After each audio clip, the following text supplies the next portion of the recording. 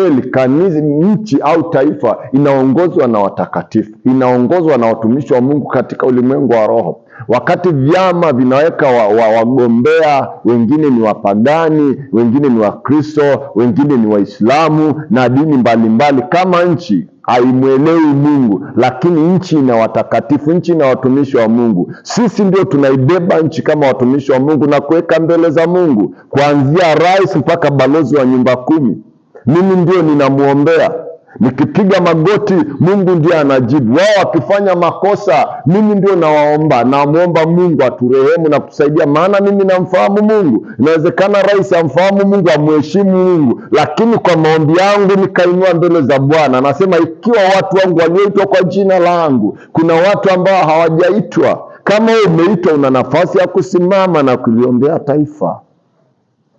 Jana usiku nilikuwa nafuatilia kipindi kimoja